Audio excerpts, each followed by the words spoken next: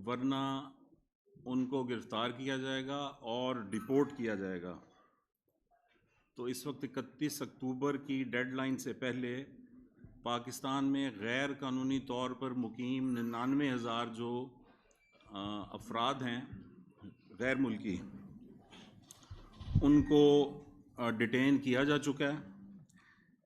अब उनकी मैपिंग हुई है तो उसमें से 33,000 अफराद की निशानदेही हुई है जो मुकम्मल तौर पर जिनके पास कोई डॉक्यूमेंट नहीं है, जो इलीगल स्टे है जिनका पाकिस्तान में, और इन लोगों को डिपोर्ट किया जाएगा। मैपिंग रोज़ाना की बुनियाद पर हो रही है। इस तादाद में हर गुज़रते दिन के साथ इजाफ़ा हो रहा है और ये आज तक की फ़िगर्स मैंने आपको दी हैं। अब इन लोगों को हिरासत में लेने के बाद होल्डिंग एरियाज़ बनाए गए हैं पंजाब में 36 मुकामात पर और मुख्तलिफ डिवीज़न्स में।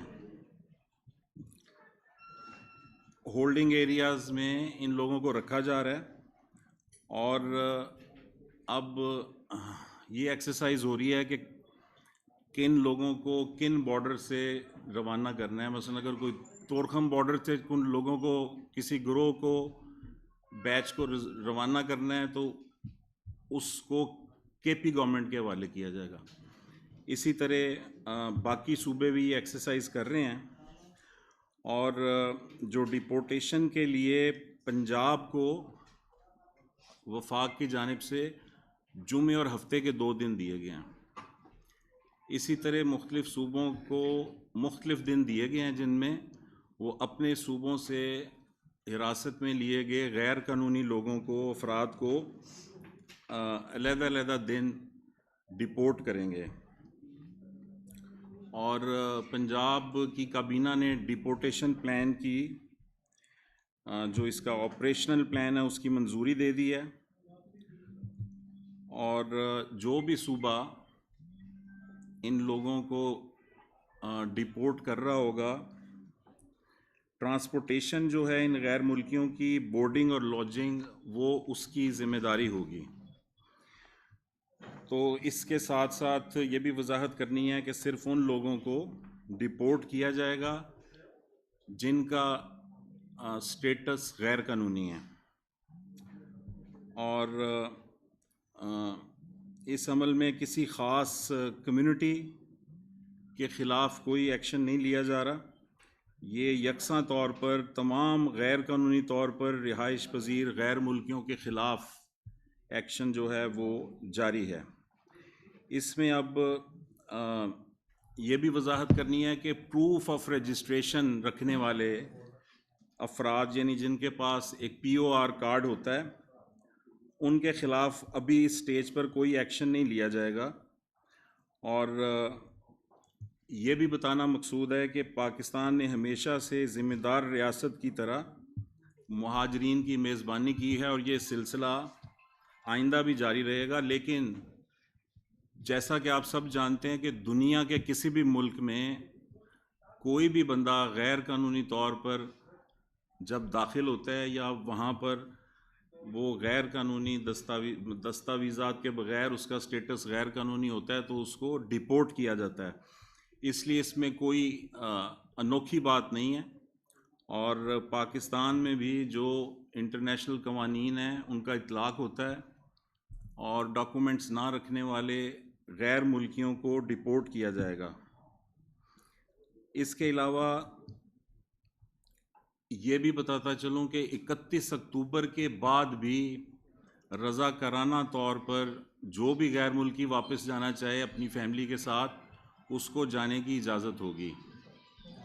और ऐसा नहीं है कि 1 नवंबर से ऐसे लोगों को रोका जाएगा कि अब आप नहीं जा सकते। यानी जो जाना चाहेगा इस दौरान और उसके बाद भी उसको रज़ाकाराना तौर पर जाने की इजाज़त होगी। लेकिन जो लोग गैर मुल्की, गैर कानूनी तौर पर पाकिस्तान में मुकीम हैं और वो पकड़े जाते हैं, उनको डिपोर्ट किया जाएगा। फिर उनके पास रज़ाकाराना तौर पर वापसी का जो ऑप्शन है वो ख़त्म हो जाता है। और पहले मरहले में उन लोगों के ख़िलाफ़ कार्रवाई हो रही है जिनके पास कोई डॉक्यूमेंट नहीं है, और उसके बाद जैसा मैंने आपको बताया इन्हें होल्डिंग एरियाज़ में रखा जाएगा जो पंजाब में मुख्तलिफ़ मुकामात पर बनाए गए हैं। आर्जी कैंप्स होंगे ये, जिनमें ख़वातीन और बच्चों को एहतराम के साथ अलहदा रखा जाएगा, बीमारों का ख्याल रखा जाएगा, और जो भी शख्स वापस जाना चाहे उसको अपने साथ 50,000 रुपये पाकिस्तानी करेंसी जो है वो ले जाने की इजाज़त होगी।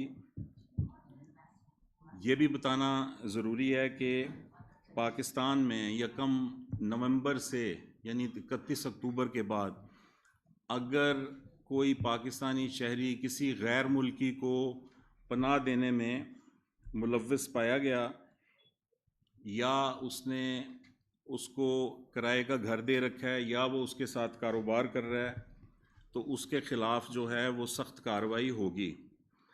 और गैर कानूनी शनाख्ती कार्ड और जैली रिहाइश के पाकिस्तानी शहरियत के कागजात रखने वाले भी बड़ी तादाद में सामने आ रहे हैं, उनके ख़िलाफ़ भी कार्रवाई का आगाज़ हो चुका है। और बड़ा मसला ये है कि गैर कानूनी तौर पर पाकिस्तान में मुकीम जो गैर मुल्की हैं वो हर तरह की सहूलियात हासिल कर रहे हैं, लेकिन टैक्स नहीं देते। इनमें से कई जो हैं वो गैर कानूनी कामों में मुलव्वस हैं। पिछली प्रेस कॉन्फ्रेंस में मैंने आपको बताया था कि इस बरस जो 24 सुइसाइड बॉम्बिंग्स पाकिस्तान के मुख्तलिफ़ इलाकों में हुई हैं, उनमें 14 बॉम्बिंग्स में अफ़गान नेशनल जो थे वो सुइसाइड बॉम्बर्स थे। तो ये अब ऑपरेशनल प्लान भी तैयार है और अब से चंद रोज़ बाद ये कार्रवाई जो है ये फुल एक्शन में आ जाएगी। तो ये आपको बताना मकसूद था। कोई आप सवालात हों तो कर लीजिए। अभी तो आपने कहा बोला ना रजा कराना तौर पर, इसकी थोड़ी सी वजाहत करें कि जो रजा कराना तौर पर जाते हैं तो उनको क्या फिर दोबारा से क्या सूरतें होगी, और जो रजा कराना पकड़े जाने के बाद जो उन्हें आप डिपोर्ट करते हैं तो किन किन सूरतों से महरूम हो जाने, क्या उन्हें वीज़ा मिलेगा, क्या वो नहीं, सिंपल बात है कि अभी आपको एक ऑप्शन है कि आप खुद चले जाएं, जो नहीं जा रहा वो पकड़ा जाएगा। ठीक है ना जी? दोनों ही तो डिपोर्ट हो गए।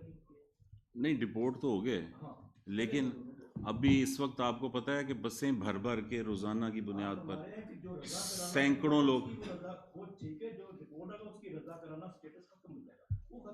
वो फिर जब हम पकड़ के भेजते हैं तो फिर वो हर तरह के रैकेट में इस तरह आएगा कि उसके ख़िलाफ़ जो है ब्लैक लिस्ट हो जाएगा, उसका नाम जो है वो ऐसी लिस्ट में आ जाएगा जिसमें हम अगली जो गवर्नमेंट है जिस भी मुल्क की होगी उसको भी उनके नाम दे दिए जाएंगे और उसके लिए फिर ज़्यादा मुश्किलात होंगी। अच्छा, मेरे साहब ये बताएं कि 33,000 की फिगर बहुत पीनट्स है, जितने इस मुल्क में गैर मुल्की घूम रहे हैं। नहीं, ये पंजाब की हद तक है और इसमें 1,64,000 पिछली प्रेस कॉन्फ्रेंस में मैंने बताया था हमारा एस्टीमेट है। उसमें से 99,000 जो हैं उनकी निशानदेही हो गई है। उनमें से अब जो लोग रोज़ाना की बुनियाद पर मैपिंग हो रही है ना, ये अब कल रात तक की फ़िगर है। अब ये हो सकता है कि फ़िगर कल तक जो है वो इसमें 10,000 का इजाफा हो जाए।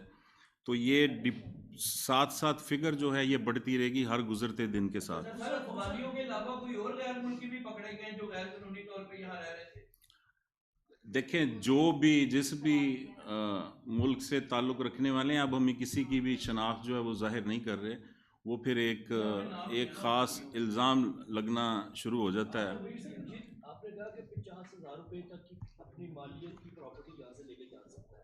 प्रॉपर्टी नहीं, करेंसी लेके जा सकते हैं। उसकी बुनियादी वजह ये है, जिन लोगों ने यहाँ मार्केटें बनाई, दुकानें बनाई, उनके पास लीगल डॉक्यूमेंट्स नहीं थे, बस वो फिर छोड़ के जाएंगे। 50,000 रुपया कैश वो ले जा सकते हैं, वो भी इसलिए कि वहाँ उन्होंने जब जाना है तो जाहिर है कि उन्होंने अब कुछ सेटल अपने आप को करना है। प्रॉपर्टीज भाग सरकार जब्त होंगी या उनको किस तरह डिस्पोज ऑफ किया जाएगा? नंबर 1। इसी में मैं ये ऐड करूंगा कि जो लोग सहूलतकार होंगे उनके खिलाफ एंटी टेररिस्ट एक्ट के तहत कार्रवाई होगी या कानून के तहत कार्रवाई होगी? नहीं, जो एंटी टेररिस्ट एक्ट नहीं है, जो कानून है गैर मुल्की गैर कानूनी तौर पर मुकीम को पनाह देने वाले के लिए जो सज़ा है वही उसको दी जाएगी।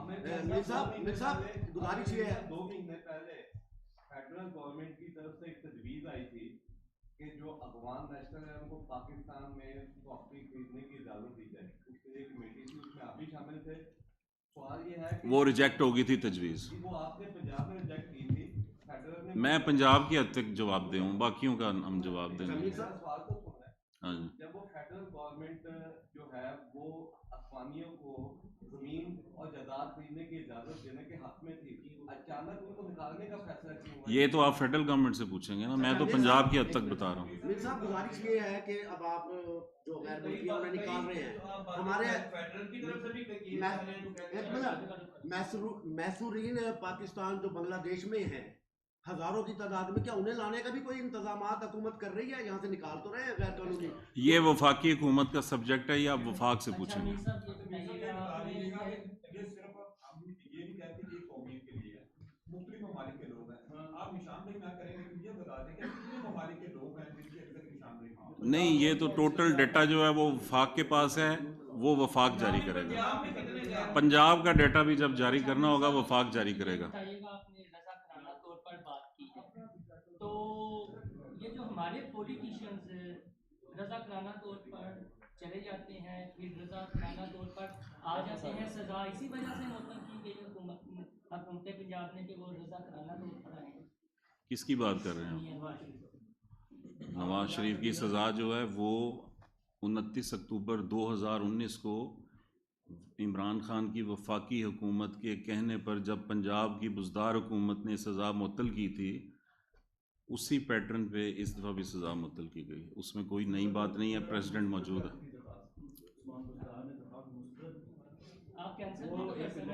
मंजूर नहीं, मुस्तरद नहीं की थी। आप सुन लें, अब आप मुस्तरद नहीं की थी, मुस्तरद की होती तो वो बाहर कैसे जाते? ये बाद की बात कर रहे हैं आप। वो मुअत्तल की थी तो फिर वो बाहर गए थे। लेकिन आप अदालत ने जाने एक मजाक में बात करनी है। देखें, सीरियस प्रेस कॉन्फ्रेंस है, इसमें मजाक की गुंजाइश नहीं। Thank you ji.